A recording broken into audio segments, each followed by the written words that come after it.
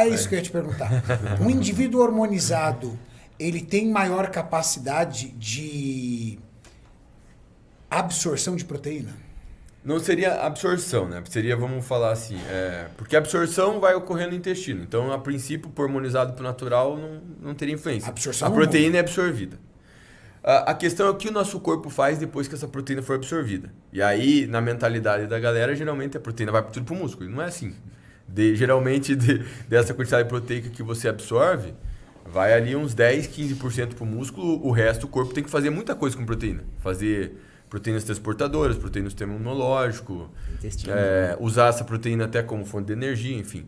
Então, a questão é se o corpo, no hormonizado, vai usar mais proteína para síntese proteica muscular do que no indivíduo natural. Isso. E aí, Renato, o que acontece? A gente não tem, obviamente, estudos testando diferentes doses de hormônios, enfim, comparando natural e hormonizado. Mas a gente tem alguns estudos bem interessantes que eles usaram doses de testosterona relativamente altas, doses suprafisiológicas, então enantato de testosterona 300 mg por semana, 600 mg por semana, e nesses estudos eles usavam uma quantidade de proteína de 1.2 a 1.5, e os caras tinham ganhos comparado, quanto que um cara ganha no primeiro ciclo, mais ou menos? No primeiro ciclo? De quanto você daria? Um cara que está... cara, ó... Quanto que seria? De 5 a 10 quilos. Exatamente. Nesses estudos, esses caras ganham ali com 300 mg da ordem de 5 quilos, com 600 mg por semana de anantato, eles ganham na faixa de 7 a 9 quilos. E quanto de proteína eles estão usando nesses estudos? 1.2 a 1.5. Ou seja, Dudu, mas se não usasse mais, eles não testaram com mais, será que não seria o resultado melhor? Daí eu falo assim... Você acabou de dizer que um cara que faz primeiro ciclo geralmente ganha isso. E geralmente a galera usa mais que isso. Então o que acontece? O hormônio, o esteroide, ele vai aumentar a síntese proteica. E com isso você pensaria assim, então aumenta a demanda por proteína. Sim, mas ao mesmo tempo ele reduz a degradação proteica. Ou seja, ele aumenta, ele melhora o aproveitamento da proteína pelo organismo. E sabe que eu já vi isso? Isso, estou falando do estudo, agora eu vou falando da minha prática clínica. Esses tempos eu peguei um paciente... que felizmente ele fez um monte de exame. E ele fez exame antes de usar a testosterona e exame depois usando testosterona, usando Durateston. Acho que era Durateston. E aí eu vi a ureia dele nos exames, antes e depois. Porque a ureia, pessoal, é quando você tem quando o teu corpo está usando a proteína como fonte de energia, ele tira o nitrogênio e esse nitrogênio vai virar ureia. Então, se você tem um nível de ureia alto, isso pode indicar problema renal, porque essa ureia é excretada pela urina, né? Ou pode indicar um excesso de catabolismo proteico, ou seja, um excesso de oxidação de aminoácidos que não está sendo utilizado. Então, quando eu olhei o exame, eu vi que antes de usar a testo, a ureia dele estava lá, 50 e pouco, uma ureia alta, que indica que aquela proteína não está sendo aproveitada, né? E quando eu olhei o exame dele com a testosterona, a ureia caiu muito, estava lá em 30 e pouco. Então, significa que a testosterona... ela está melhorando o aproveitamento da proteína, ou seja, o corpo dele está oxidando menos aminoácidos e está direcionando mais o aminoácido para a síntese proteica. Legal isso? Então, Donato, muito legal isso, adorei essa observação, muito legal, Dudu. Então você pode usar a ureia como um marcador indireto se você está aproveitando ou não a proteína. Então é comum eu pegar fisiculturista e ver um nível de ureia muito alto. Então você já tem uma...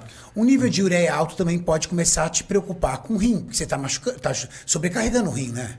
Sim, mas como não é um marcador, não é um marcador específico, né, de função renal, pode ser ou não. Teria que ter a creatinina junto. Isso, teria que ter a creatinina junto em outros marcadores. E tem um detalhe, não quer dizer que a ureia alta, você deve baixar a proteína. Por exemplo, se você está numa dieta para perda de peso, a tua intenção não é usar a proteína para ganhar massa muscular, é para poupar massa muscular e para dar saciedade. Então é aceitável um nível de ureia mais alto se você está em déficit calórico. Você está em 3, 4.0 Exato, corporal? mas quando você está visando ganho de massa muscular, por que você vai querer que teu corpo fique... jogando proteína fora? Exatamente. Exato. Economiza corpo. É melhor usar o carboidrato como fonte de energia. Né? Boa. Então, em resumo, podemos dizer o seguinte, que você não precisa subir a sua proteína porque você está hormonizando. Se você tiver uma proteína já adequada, 1.6, 2.0 vezes quilo corporal, o seu corpo vai se encarregar de melhorar a absorção Não é absorção. A captação. A captação. Melhorar a captação dessa proteína músculo. no tecido muscular, porque é uma propriedade do hormônio, que é aumentar a síntese proteica. E essa quantidade de proteína que você já ingere é o suficiente para isso. Eu diria Porque as pessoas assim, têm esse conceito. Tô hormonizando, tem que aumentar a proteína. Exatamente, mas aí eu obviamente, eu sempre assim, eu olho o estudo, eu olho a prática e penso assim, o estudo foi feito com essas dosagens. Se eu tô considerando um fisiculturista profissional... O cara que usa 1 grama, 2 gramas de droga por semana? Usando GH, eu falaria assim, por que 1,6 se é o mínimo? Né? Vamos usar ali o que o Jay falava. Vamos pecar por excesso, antes de pecar por excesso por falta. Mas não vou jogar 5. Vamos jogar 2,5. Entendeu? 2,5. De repente o cara quer um pouquinho mais, mas né, dificilmente mais que 2,5, 3 vai ter benefício.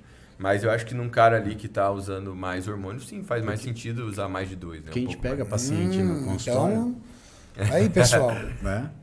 Porque querendo ou não, mais hormônio, a gente sabe que aumenta a síntese proteica. Porque se tiver carência de proteína, mesmo com hormônio, você pode subestimar seus ganhos. De certa forma, sim. Mas sabe que tem uma coisa que os fisiculturistas fazem também que pode atrapalhar, né? Às vezes a galera abusa de hormônio tiroidiano. E o hormônio tiroidiano é um hormônio que aumenta muito, ele aumenta a síntese e a degradação. Então, só que se você abusa de hormônio tiroidiano, é como se você induzisse um quadro de hipertiroidismo, né, farmacológico. E esse hormônio como que aparenta o indivíduo que tem hipertiroidismo? Muito magro e também catabolizado. Catabolizado, né? ele é exato. Um rato. E quando o bodybuilder está ali abusando do hormônio tiroidiano, vou dizer, ele não vai ter essa aparência, por quê? Porque o esteroide está compensando, dando a síntese proteica alta. Só que ele deixa de progredir. Porque de um lado ele está aumentando a síntese e do outro está aumentando muito a degradação. Por isso que às vezes você vê caras que abusam de hormônio tiroidiano e eles meio que não saem do mesmo shape, né? A gente recebe direto usuário recreativo de esteroide no consultório. Claro. Tranquilo, a gente faz a análise dos exames de sangue. E o que eles pecam realmente é isso. Às vezes é essa ideia, tipo, não, tô hormonizando, vou botar proteína na tampa. Não, cara, se você fizer um jogo mais adequado entre carbo e proteína... o balanço nitrogenado fica positivo com a proteína controlada. Lógico, você vai fazer um modelo ali, o cara vai botar 2, 3 gramas de sal na semana, e lógico, você vai tendo um aumento, mas você não precisa jogar logo alto. No pré-contest é usado mais alto do que no off-season. Isso. Entendi.